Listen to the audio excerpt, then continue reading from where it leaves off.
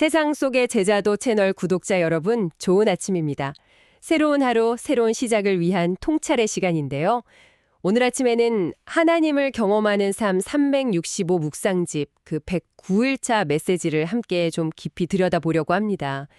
오늘 핵심 메시지가 정말이지 가슴 뛰는 위로의 메시지예요. 바로 하나님은 여러분을 결코 포기하지 않으신다는 겁니다. 야, 아침부터 힘이 나죠? 네, 반갑습니다. 정말 중요한 주제인 것 같아요. 우리가 살면서 크고 작은 실패들, 또 넘어짐들 다 경험하잖아요. 그렇죠, 누구나. 네, 그럴 때 하나님이 과연 우리를 어떻게 보실까? 그 마음을 안다는 게 참 의미가 깊죠. 맞습니다. 특히 오늘 본문 마가복음 16장 7절 보면 이게 아주 그냥 극적으로 드러나거든요. 부활하신 예수님 소식을 전하는 천사가 제자들하고 그리고 딱 집어서 베드로에게도 이 소식을 전하라고 해요. 그 부분 왜 하필 베드로였을까요? 네, 바로 그 질문이죠. 왜 베드로였을까? 이걸 시작으로 오늘 실패하고 넘어져도 우리를 끝까지 붙드시는 그 하나님의 마음, 그분의 계획, 여기에 대해 좀 더 깊이 들어가 보죠. 네, 좋습니다. 그 왜 베드로였나 하는 질문이 오늘 이야기에 정말 중요한 열쇠가 될 것 같아요. 그 답을 찾아가면서 우리 각자를 향한 하나님의 마음도 좀 더 분명히 알게 되겠죠. 좋습니다. 그럼 바로 본론으로 묵상집에서도 던지는 그 근본적인 질문. 하나님은 자신을 실망시킨 사람에게 두 번째 기회를 주실까? 여기에 대해서 성경은 아주 분명하게 그렇다고 답하는데 뭐랄까 가장 대표적인 인물이 바로 시몬 베드로죠. 그렇죠, 베드로. 자, 이런 모습 생각나실 텐데요. 마태복음 26장 33절 보면 진짜 자신감이 하늘을 찔렀죠. 네, 다른 제자 다 버려도 자기는 절대 안 버린다고. 모두 주를 버릴지라도 나는 결코 버리지 않겠나이다. 꼭 뭐랄까 내가 충성심 최고다 이렇게 외치는 것 같아요. 맞아요. 그만큼 자신만만했고 또 예수님과의 관계에 대한 어떤 확신 이런 게 강했던 인물이죠. 그런데 바로 그 베드로가 어떻게 됐습니까? 예수님 잡히시던 그 밤에요.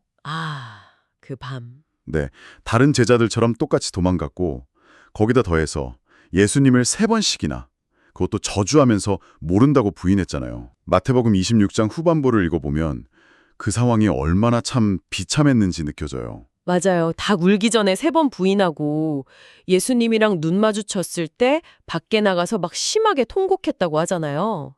가장 큰 소리 쳤던 제자가 진짜 가장 깊은 절망으로 뚝 떨어진 거죠. 바로 그 지점, 그 절망의 순간에 베드로의 마음이 어땠을까? 여러분 한번 상상해 보세요.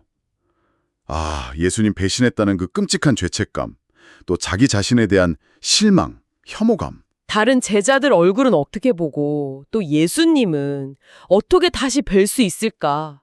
아마 용기가 아예 안 났을 거예요. 내 인생 끝났다. 난 이제 제자 자격 없어. 막 이런 생각들. 네, 모든 걸 포기하고 싶었을 수도 있죠. 실제로 부활수직 돕고도 아시겠지만 예전 직업인 어부로 돌아가려고 했었잖아요. 그렇죠. 디베리아 바닷가로. 그 베드로의 실패는 단순히 그냥 한 사람의 약함, 이걸 넘어서 저나 여러분이나 우리 모두가 가진 어떤 인간적인 연약함의 한 단면을 보여주는 것 같아요. 아무리 열정적이고 결단력이 강해도 결정적인 순간엔 이렇게 무너질 수 있다는 거죠. 듣고 계신 분들 중에도 혹시 비슷한 어떤 실패감, 죄책감으로 힘든 시간을 보내는 분이 계실지도 모르겠어요. 하나님 앞에서 뭔가 약속했는데 못 지켰거나 돌이키고 싶은 과거의 잘못들, 난 왜 이거밖에 안 되나 하는 그런 마음들. 네, 누구나 그런 경험 앞에서 좌절할 수 있죠. 하지만 이야기가 여기서 끝나지 않는다는 거. 이게 바로 복음의 진짜 놀라운 점 아니겠습니까? 맞습니다. 그래서 마가복음 16장 7절이 더 빛나는 거예요. 천사가 무덤 찾아온 여인들에게 부활 소식 전하면서 가서 그의 제자들과 베드로에게 이르기를. 그냥 제자들이라고만 해도 되는데 왜 굳이 베드로 이름을 딱 언급했을까요? 바로 그 부분이 하나님의 마음을 보여주는 핵심이죠. 이게 그냥 이름 한번 불러준 게 아니에요. 그 깊은 죄책감, 절망감에 빠져서 어디 숨어 있을지도 모르는 그 베드로를 향한 예수님의 특별한 그리고 아주 개인적인 관심, 또 초대의 메시지인 거죠. 초대. 네, 베드로야, 네가 날 부인했지만 난 너 안 버렸다. 나 아직도 만나고 싶고 너한테 할 말 있다. 갈릴리에서 다시 보자. 꼭 이렇게 말씀하시는 것 같아요. 이게 바로 하나님께서 실패한 자녀에게 먼저 다가오시는 방식인 거죠. 책망이나 심판이 아니라 회복을 위한 초대. 와, 회복을 위한 초대. 이 표현 정말 마음에 와닿네요. 그리고 그 초대가 그냥 말로만 그친 게 아니라는 것도 참 중요하죠. 그렇습니다. 묵상집에서도 그걸 잘 짚어주는데 부활하신 예수님이 실제로 갈릴리 바닷가에서 베드로를 따로 만나주시잖아요. 요한복음 21장의 그 유명한 장면. 아, 네. 아침 식사 장면. 네, 밤새 고기 한 마리도 못 잡은 베드로나 제자들에게 나타나셔서 그물 오른편에 던지라고 하시고 막 고기 엄청 잡게 하신 다음에 숯불 피워놓고 떡이랑 생선 구워서 같이 아침 식사하시고 그리고 베드로에게 3번 물으시잖아요. 요한의 아들 시몬아, 네가 이 사람들보다 나를 더 사랑하느냐? 아, 3번 부인했던 베드로에게 3번 사랑을 고백할 기회를 주신 거군요. 이게 그냥 잘못 확인하고 용서한다? 이걸 넘어서는 의미가 있었을 것 같아요. 맞습니다. 단순한 죄 확인, 용서 선언 이런 차원이 아니죠. 이건 베드로의 완전히 무너져버린 정체성, 즉 예수님의 제자로서의 그 부르심과 사명을 다시 회복시켜 주시는 과정이었어요. 예수님은 베드로의 과거 실패를 막 들추기보다는 그 마음 중심에 여전히 있는 그 사랑을 확인하시고 그걸 다시 사명의 기초로 삼도록 이끌어 주신 거죠. 네가 나를 사랑하면 내 양을 먹이라. 내 양을 치라. 네, 실패했지만 네 사명 끝난 거 아니다. 오히려 그 실패를 통해서 더 깊어진 이해, 또 겸손함으로 새로운 사명을 감당하게 될 거다. 이걸 알려주신 거죠. 실패가 끝이 아니고 새로운 시작의 발판이 될 수 있다는 걸 보여주신 정말 놀라운 장면입니다. 아, 그렇군요. 실패가 끝이 아니라 새로운 시작의 발판. 진짜 베드로의 그 이유를 보면 이 말씀이 그대로 이루어졌잖아요. 예수님과의 그 개인적인 만남, 회복을 경험하고 나서 베드로는 완전히 다른 사람이 되지 않습니까? 그렇죠. 오순절날 그 수많은 군중 앞에서 더 이상 예전에 그 겁 많고 불안정한 베드로가 아니었어요. 성령 충만 받아서 담대하게 예수 그리스도의 십자가, 부활 이걸 증거하는 설교자로 그냥 우뚝 섰죠. 네, 사도행전 2장 보면 그날 베드로 설교 듣고 3,000명이나 회개하고 세례받는 놀라운 역사가 일어나잖아요. 3,000명이요. 와. 네, 예수님을 3번이나 부인했던 그 입술이 이제는 수많은 영혼을 주님께로 이끄는 능력의 도구가 된 거죠. 이게 바로 오늘 묵상집이 말하는 핵심 메시지. 하나님이 바라시는 것은 여러분을 지금 있는 자리에서 하나님이 원하시는 곳으로 데려가시는 것이라는 그 말씀의 실제적인 증거라고 할 수 있습니다. 그러니까 베드로의 실패는 그의 이야기의 마침표가 아니라 하나님의 더 크신 은혜, 능력이 드러나는 어떤 쉼표이자 새로운 챕터의 시작이었다. 이렇게 볼 수 있겠네요. 정확합니다. 정말 놀라운 일이죠. 베드로 이야기를 통해 우리는 실패에도 불구하고, 아니 어쩌면 그 실패를 통해서 하나님이 어떻게 일하시는지 보게 되는 거죠. 아, 정말 놀랍습니다. 여기서 한 가지 더 주목할 점이 있어요. 요한복음 20장 19절인데요. 부활하신 예수님이 처음 제자들에게 나타나셨을 때 그때 제자들 상황이 어땠죠? 아, 유대인들 무서워서 문 다 걸어 잠그고 숨어 있었죠. 네, 예수님 버리고 도망쳤다는 죄책감, 또 발각될까 봐 두려움, 이런 거에 사로잡혀 있었을 거예요. 그때 그들 한가운데 딱 나타나신 예수님이 하신 첫 마디. 그게 뭘까요? 글쎄요, 보통 생각하면 너희들 어떻게 그럴 수가 있냐 이런 질책. 근데 아니었어요. 예수님의 첫 마디는 놀랍게도 너희에게 평강이 있을지어다 였어요. 샬롬, 평화의 선언이었죠. 꾸짖음이나 정죄가 아니라 불안과 두려움에 떨고 있는 제자들에게 가장 필요했던 것, 바로 하나님의 평강, 샬롬을 선포하신 겁니다. 이게 실패하고 넘어진 자녀를 대하시는 하나님의 첫 번째 반응이라는 거. 이게 매우 중요해요. 아, 샬롬, 평화. 실패와 두려움 속에서 하나님이 가장 먼저 건네시는 인사가 평안하니 이건 정말 큰 위로인데요. 네, 오늘 묵상집은 바로 이 샬롬의 메시지가 오늘 우리에게도 똑같이 적용된다고 말해요.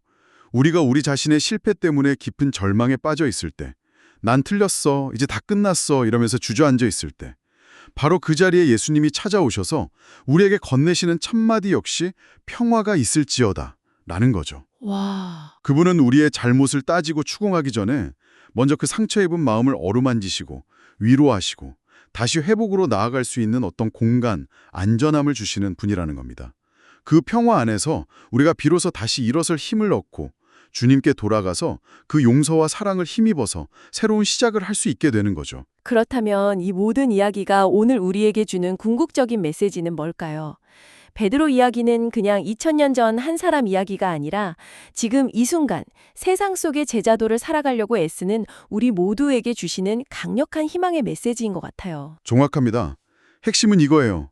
하나님의 은혜와 용서, 그리고 우리를 회복시키시는 그분의 능력은 우리의 어떤 실패나 연약함, 심지어 배신까지도 다 덮고 남을 만큼 크고 깊다는 사실이죠. 네. 이게 오히려 죄나 실패를 가볍게 여기라는 뜻은 절대 아니에요.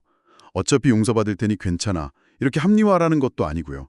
오히려 우리가 넘어져서 정말 깊은 수렁에 빠졌다고 느낄 때조차도 하나님은 우리를 버리지 않으시고 우리를 다시 일으켜 세우실 수 있으며 또 실제로 그렇게 하기를 원하신다는 그 사실에 주목하라는 거죠.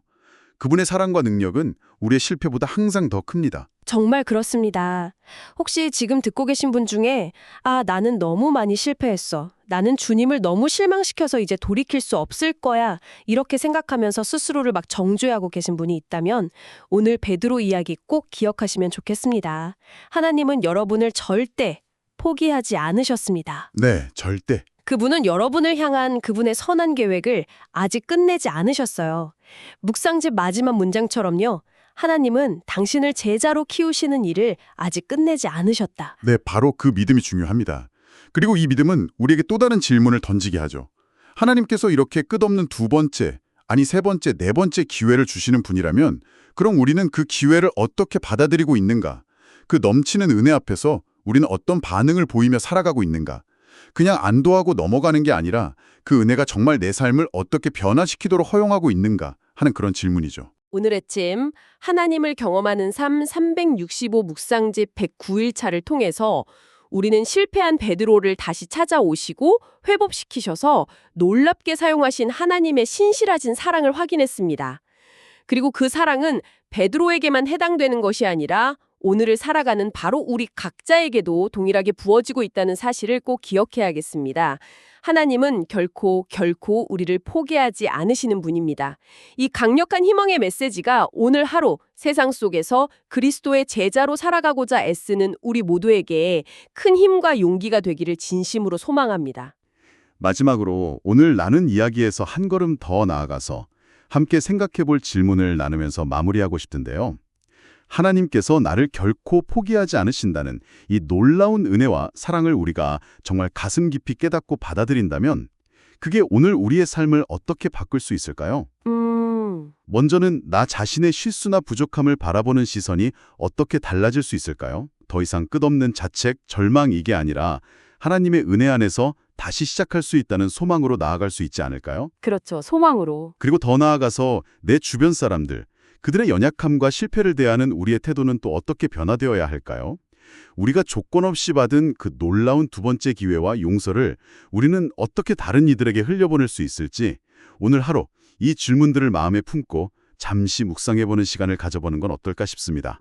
정말 중요한 도전이고 또 묵상의 제목이네요. 우리 자신을 향한 하나님의 시선을 배우고 또 그 시선으로 다른 사람들을 바라볼 수 있다면 우리가 살아가는 이 세상이 조금 더 따뜻하고 또 소망이 넘치는 곳이 될 수 있겠습니다. 오늘 여러분의 하루가 바로 그 하나님의 샬롬, 평강으로 가득하고 또 받은 은혜를 나누는 복된 날이 되시기를 응원합니다. 주님 안에서 참된 평안과 승리를 경험하시는 하루 보내십시오.